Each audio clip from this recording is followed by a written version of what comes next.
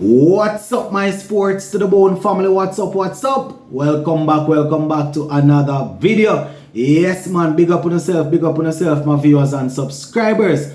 Alright, so let's get straight down into it. So yesterday we had a couple of super 50 games and some interesting information coming out of both games, my peeps. So I'm gonna be sharing the recap with you guys, so make sure you watch the video until the end to hear exactly what I am going to be speaking about right throughout the video. Zane, Tejner and Shandopal, he helped to cut down Windward Islands as the Guyana Jaguars were victorious. Now Tejner and Shandopal is now off to Australia as he's set to make his international debut. Yes, my peeps, very tough outing for Tejner and Shandopal, but we wish him all the best.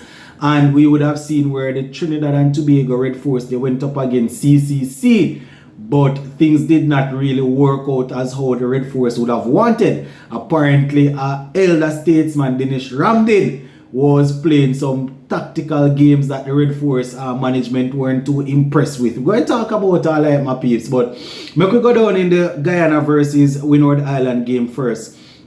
It was once again a low scoring game, 190 all out. Guyana Harpy Eagles, right?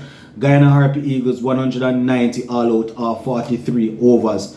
Not where we want to be at all, my viewers and subscribers. Definitely not where we want to see our batsmen. No, it was a good opening stance between Tejner and Shandopal and Anthony Bramble.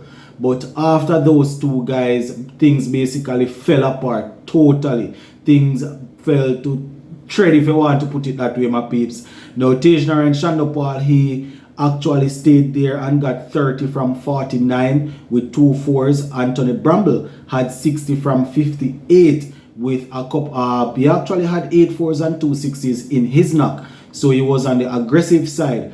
And after those two guys, nobody else really did anything much, except in the middle order we had Shimran Hitmaya and Sinclair getting some runs. So Imlak, he didn't score much today, he got 8. Leon Johnson, the captain, he wasn't able to continue his good run of form. He had 7. Shimran Hitmaya got off to a good start but was unable to capitalize and to really push the scoring on. He fell for 37 from 40. He was removed by Preston McSween. Sheffield Rutherford was only able to contribute 4, while Kevin Sinclair stayed at the end and helped to wag the tail. He had 36 before he was dismissed, and the other guys didn't really do anything much. Goody Kishmoti got 2, Romari Shepherd had 1, Versame Permal had 1, and that was basically how it went. So 190 of 43 overs all out is what they got.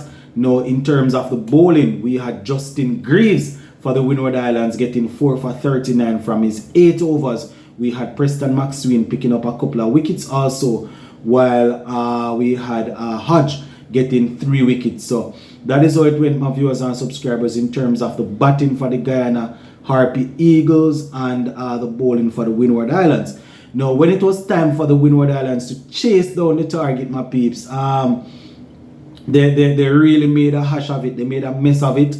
Alec Arthanes, who has been extremely good for them over the last couple of games, from the beginning of the tournament, it's just that I think the game prior to this one and then this game, he wasn't really able to come off or to come up trumps for them, so to speak. So things didn't really work out for them. He was removed for 4. Johnson Charles had 2.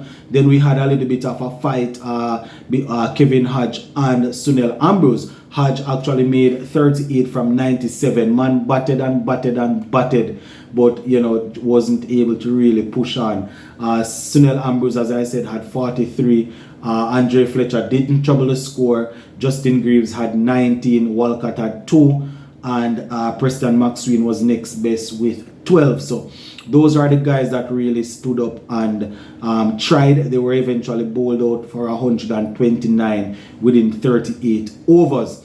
So, as I said, still a problem where the regional cricket is concerned. People getting bowled out before even 45 overs and so. A couple of guys got wickets for Guyana Harpy Eagles. We had Sheffield Rutherford picking up 3 for 25 from his 8 overs. We also had Goody Kishmoti He had 3 for 31 from 9 overs, while Romario Shepherd picked up 2 for 26 from his 8 overs. So the Guyana Harpy Eagles secured victory in that game by all of 61 runs, my peeps. So definitely not where the Windward Islands team wants to be. They are going to need to see if they can catch up on that. So just before we run out of here, I just want to share with you guys the Trinidad and Tobago Red Force versus the combined campuses and colleges. And apparently there was some sort of alabaloo in that game. So the combined campuses and colleges batted first and made 200, right? They got 200 all out.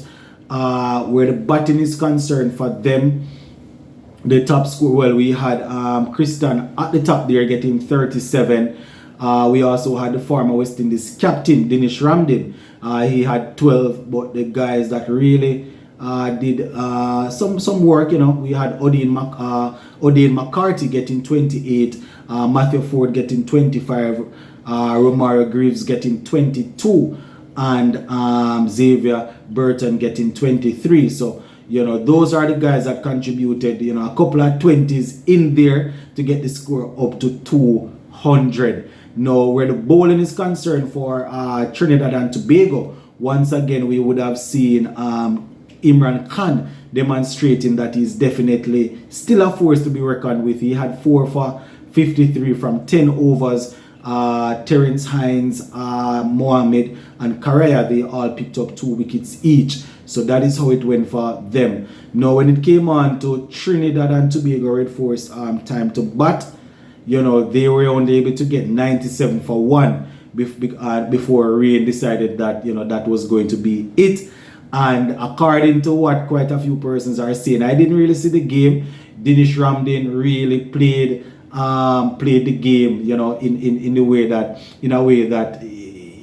let us say he was waiting on the rain. You understand? And the Trinidad and Tobago Red Force backroom staff, they are not having it. I see interviews where people coming out and complaining that the way in which CCC played, you know, it was definitely not good for cricket. You know, they didn't have a result, but West Indies cricket lost because one bag of horse they don't cow fat. And we all know where these players get these sort of tactics from. You understand? When this same team is using it, I don't see them complaining about it.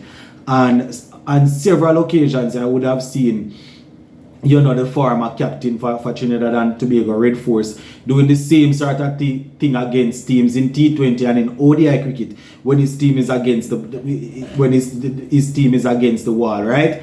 And you know, not saying that they should do all of these sort of things, you know, but just pointing it out when you are in the situation, you do what is there to benefit you, but when another team is doing it, you call it out. You know, it's just one of them thing there.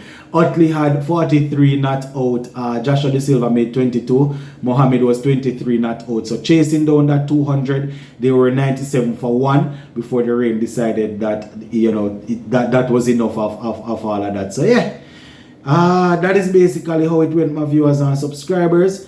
For the Goodrich was actually the man that took that 1 wicket there, as the Trinidad and Tobago Red Force team were looking to chase down that score. So go and leave it right there for now, my viewers and subscribers. Just go and big up on yourself, and we'll touch base again later on. Zin, big up.